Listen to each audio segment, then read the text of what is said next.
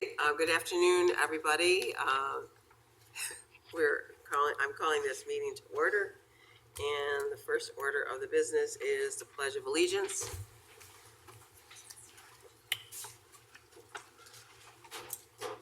I pledge allegiance to the flag of the United States of America, to the republic for which it stands, one nation, under God, indivisible, with liberty and justice for all.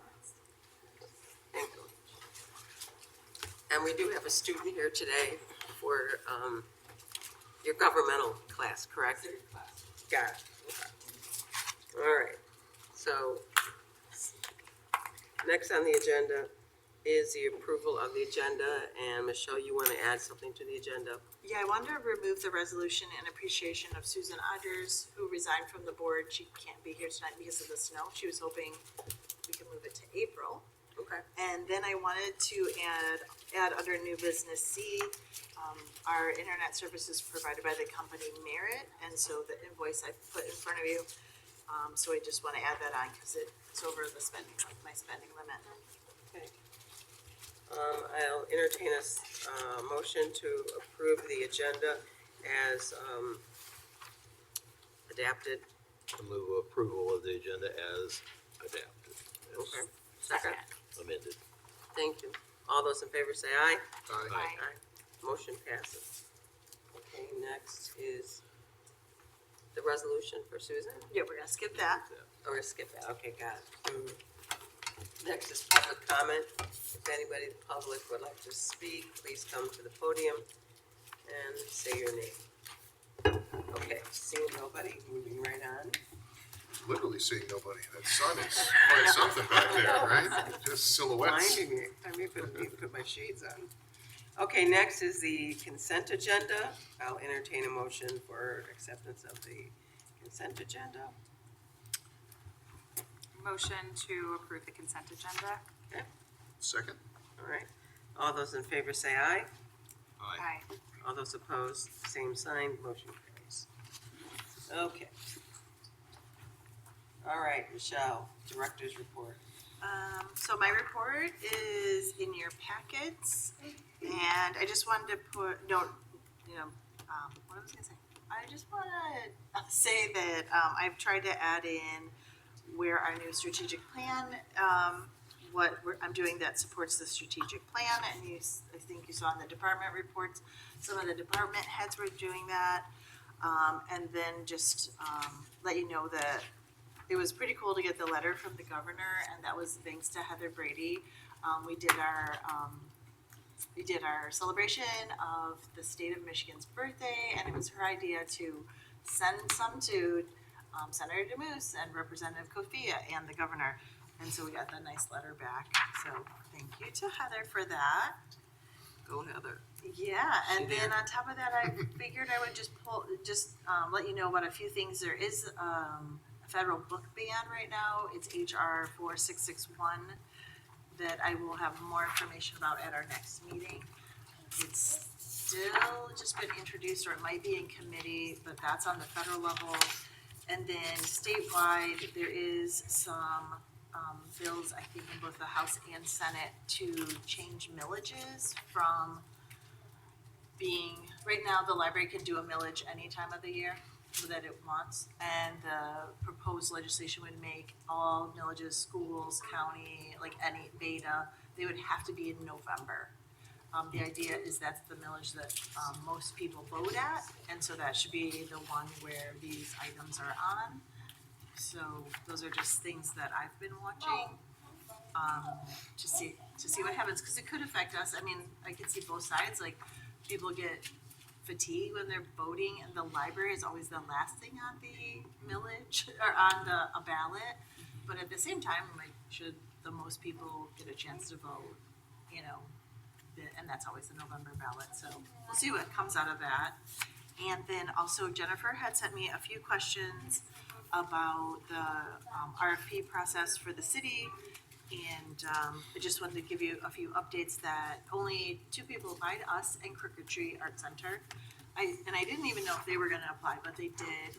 And I really haven't heard anything from the city, just that because of Deb Allen's tragedy and her family, the decision was supposed to be last Monday, and it'll be April 7th is the date, that Monday meeting.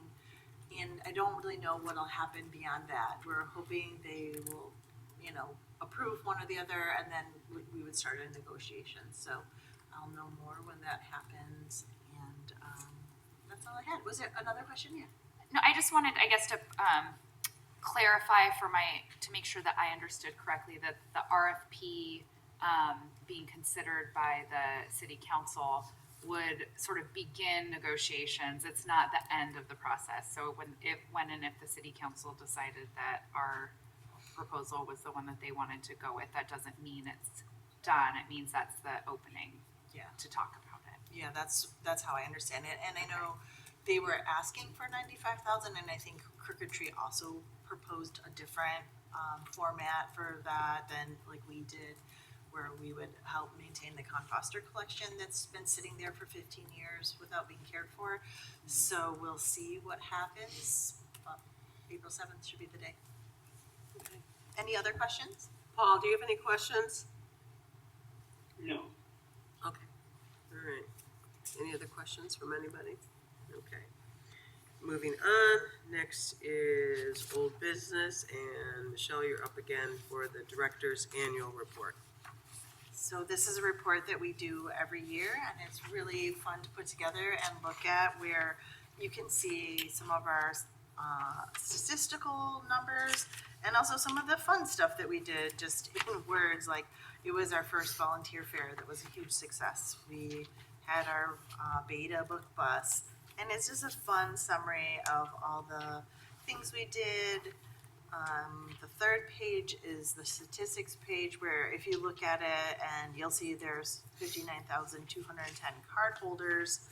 That's about 56% of the population in Grand Traverse County. When you think about all the services in Grand Traverse County, I don't think there's a ton of other things that 56% of the people use. Probably not the schools, probably the roads. I mean, I bet 56% of the people use the roads. So I think it's an accomplishment to the board and their direction and the staff and everything we do, that so many people come to our library and want to get a library card. And then the other statistic that I think is really interesting is the 70,000 reference questions answered. Yeah. We actually keep track of those on a tally sheet at all the desks, and that equals about 200 questions a day. And these are anything from like, what time is it, to what's the weather, I need a phone number, I need research for my assignment, I need a plat map from 1952. You just never know. And so it's a really fun number that we keep track of. Really specifically, we report it every year to the state, but it's a lot of calls and a lot of service that we provide to people that nobody else really does. Any questions for Michelle? Oh, Sam.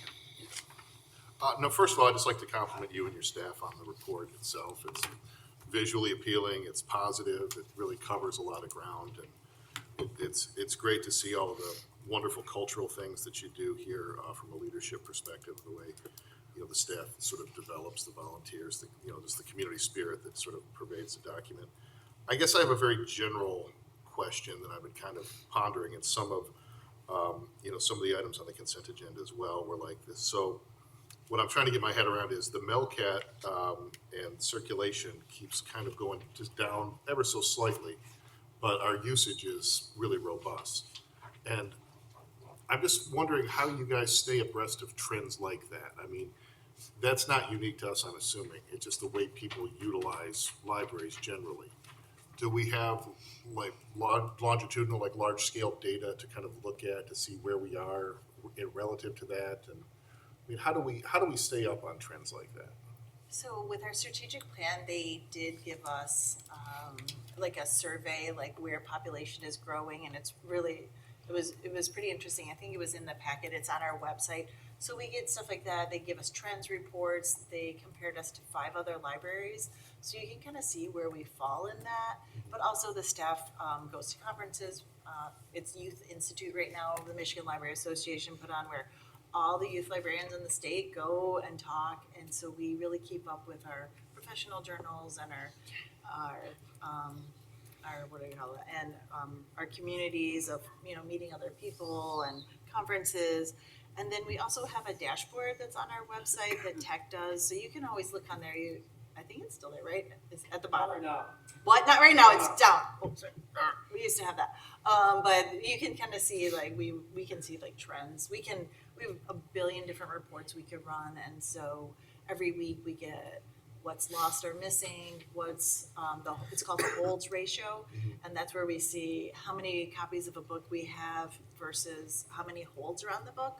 And so according to policy, we keep that right around 4 books per 1 hold, and so we'll order things based on those trends, and that includes movies and music, and of course we have our suggestion box, so we always are getting stuff through there. But I mean, you'll see a trend where definitely physical items are eking down lower, where our electronic items are just booming. And Do we have good demographic data? I mean, do we see, I was surprised just in, you know, anecdotally dealing with senior citizens who seem to be doing a lot more audiobooks than I would have expected, you know, from just recent interactions. I was just wondering if there's any interesting things emerging in that realm.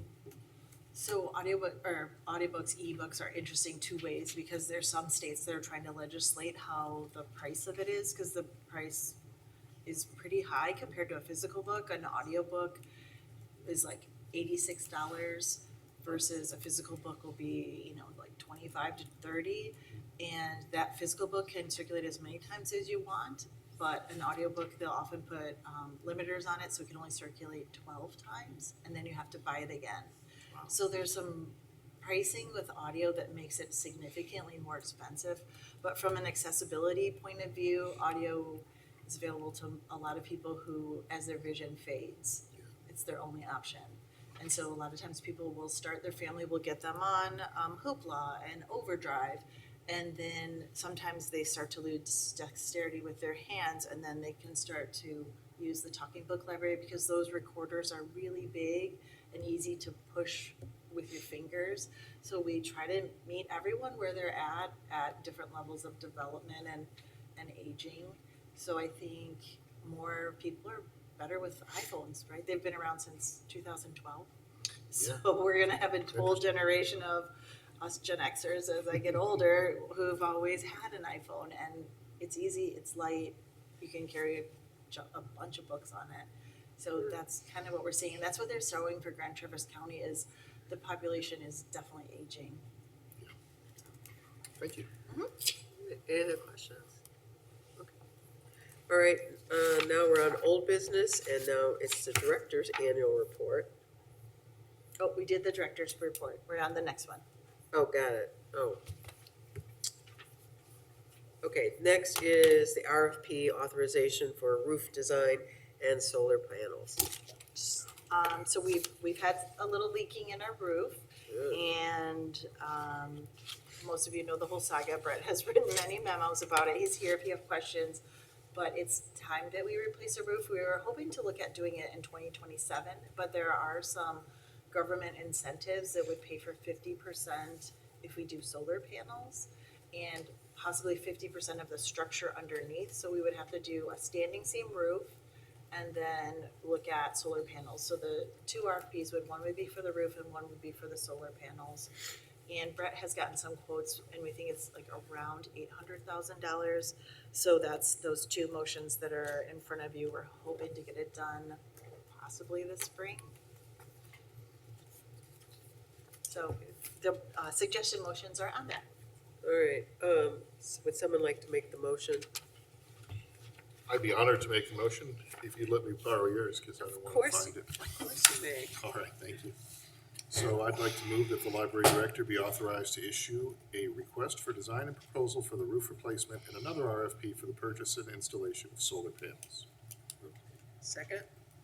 Support. Okay. Discussion? Questions? This is just more of a comment. I just wanted to thank the finance committee for all the work that you guys have done on this, preparing this and, you know, discussing this and some of the other items. You've been busy the past 2 months and in addition to the staff, we appreciate it. Well, that's why policy hasn't been meeting. We haven't had a lot of policy stuff, but we are in spades for physical improvements, so. Yeah.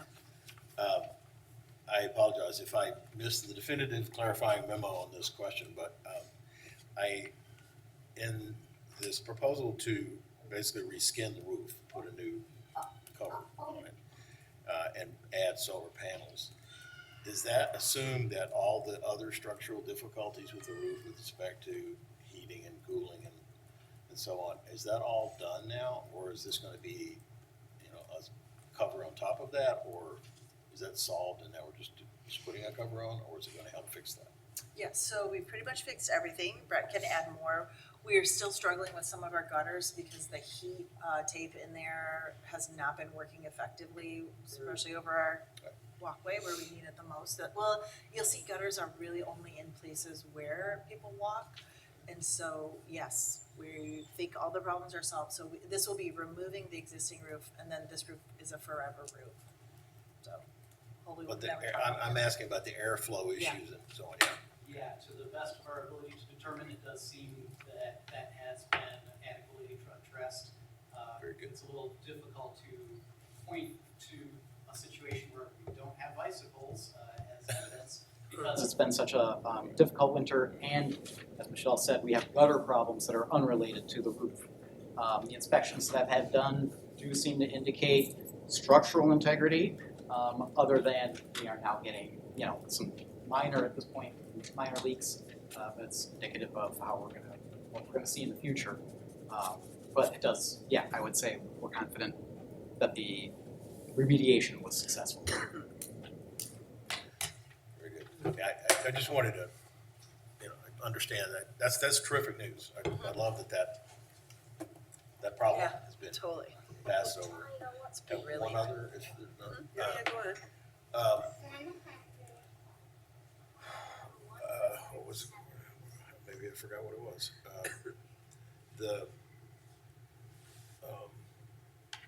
I don't remember what it was. Was it now. about the solar subsidies? Yeah, it was a solar thing. Thank you. I assume that, I'd like to see actually, if we had, just from a personal point of view, we have good data on the ROI for the investment in solar panels in terms of the long-term energy/money benefit, right? Yeah, that's gonna be part of it, is like looking at the cost, and so that's why is a request for design for the roof replacement, and then, with the RFP, figuring out what the solar panels are, then we can calculate what the 50% is, and I've been working with, the Groundworks and, Groundworks and Networks Northwest, have the two people, and they will help us fill out the forms and make sure we qualify. Because once you qualify, it's guaranteed that you get 50%, so we can look at that, we look at the numbers. The biggest thing is if we can get 50% of the area where the standing seam is to support the solar panels, like, that would be a lot of money, Saved. over time. saved. Right, so hopefully that would be enough money saved over time that it would just pay for the solar panels. And either way, we can always just do a standing seam roof and add solar panels later. It's just this government incentive ends December 31st, 2027, where if we were looking at a heat pump or some of those energy saving items, that doesn't expire till 2034. So that's why we figured we better just get the roof done and move forward. And we'll have a cost benefit analysis for the facilities committee. Excellent, yeah, that's good. Okay. Any other questions for Michelle? Do you have any more questions? No. All right. Seeing none, this is I don't know if we need roll call for RFP. I beg your pardon? It's just allowing us to do the RFP, Oh, so okay. I All don't right. think you need a roll call. Okay, so all those in favor say aye. Aye. All those opposed, same sign. Okay, motion carries. All right, the next motion is about, There's one more, oh yeah, sorry, go ahead, sorry. oh no, it's all You're on right. track. The next one is in regards to hiring a temporary construction manager. I'll entertain a motion for, Well, I would so move then that the library director be authorized to issue a request for design and proposal for a temporary construction manager who would assist Bolter in the various capital projects in 2026. Okay, and a second? Okay, Support. so a second. Discussion. And I don't know if we're gonna do this, we're still trying to put it all together, with our library design consultants. And we were looking at doing our parking lot this summer, but I just think it's too much, so we have that, we have a designer that's helping us with the stormwater musical garden out on the south side of the building, so we're still looking at this, but we appreciate the approval to do an RFP if you vote to do that, so that if we decide we wanna do it, we can act on it pretty quickly. Okay. Any other questions for Michelle? I mean, I just would speak in favor of the motion, I think. Okay. Given the dollars that are at stake here with, there's just an awful lot of balls in the air to juggle, so we need to do what we can to support the staff, I think, in this regard. Okay, thank you. I underscore that, underline it, cycle back up to the roof problem and the historicity of that problem is in part, I think, a function of having not had enough disciplined eyes on the project when that roof was being put on. Yep. Because a lot of things were missed that should not have been missed, and we've been living with that for decades now, right? So do it up front. This is really, really good money spent. Okay. Yep. All right. Okay, seeing no further questions, are you ready for the vote? Okay, all those in favor say aye. Aye. All those opposed, same sign, motion carries. Okay, next on the agenda is, oh yeah, the internet thingy. Not yet, the one call landscaping expense approval. Oh, okay. For No, snow. that's fine. Wait, you can do the one about the RP on authorization of temporary construction. Oh, Yep. wait, never mind. Okay. Sorry, B, I'm in the 10B. wrong pew. Okay, next is the one call landscaping expense approval. Whew. Okay, Motion to Michelle. approve the, I mean, like, look outside. I don't think we need any other. This was before this, like, I was Right. like, just in case, it's my fault that this happened, because I did this memo maybe. Oh, that we got the snow? You're Yeah. taking responsibility for Mother Nature? Yeah. Okay. I guess I'll read the motion as it stands. The motion to allow the director to exceed her $25,000 spending limit with one call landscaping and snow removal for snow and lawn services for the remainder of 2026. Sport. Okay. Any questions for Michelle on this? Sam? Sorry, yeah. That's okay. Just looking at the cost of things and how they keep going up, do we maybe need to think about raising the, anticipating that this will be something that we're doing in the future, maybe that $25,000 might not be adequate? Yeah, we could, I could bring it to we could have something for policy. Woo! That's it, it's policy. We could talk about the policy committee and, or we could do it again in the new year. So sometimes, right, we just add things at our annual meeting that are usually over 25,000. So as things get added, maybe we raise that up a bit. Yeah, I'll put it on the policy agenda. Okay. Any other questions? Paul, do you have any questions? No. Okay. All right, seeing no questions, is this a money vote? Okay, thank you. Vicky? Starting with 14, Yes. Getman, Yes. McKeezer, Yes. and Vickery. Yes. Paul? Oh, that's right, you can't vote, but. All right, okay, motion carries. Thank you. And, That's the internet thing. oh, the internet thingy. Oh, this one. Yeah. Thanks. That's so weird we miss it. Okay, Michelle, you're gonna talk about our internet now. Yeah, so this is a tricky one that I know past directors have gone back and forth on, but you'll see that it's listed as the total cost for Merit, which provides our internet at $41,400. But we get something called E-rate discounts, and the end amount is $10,350. So it doesn't exceed my spending. Like, that number's not on there, we just, Scott did the calculation. But on paper, it looks like it does. And so just like in terms of the audit, you know, even though we know that's not what we're gonna pay, I figure it's better to just bring this to you, for just approval because it's over 25,000, and then as part of the discussion about the spending limit, and we can also add it every year to the things that we know is gonna be more money. Scott, if you wanna add anything, go right ahead. Oh, good. Yeah, this is confusing. It's really weird. So we need to have a signed agreement turned in so that the federal government knows how much money to send us back. So what we actually pay merit will be about 10,000. And then part of that's actually covered by Kalkaska because this covers their internet too. So it's actually a pretty small line item, but the thing that we have to sign is bigger initially. I have a question. So just to make sure I understand, all the money comes to the library and then the library writes the check for 41,000?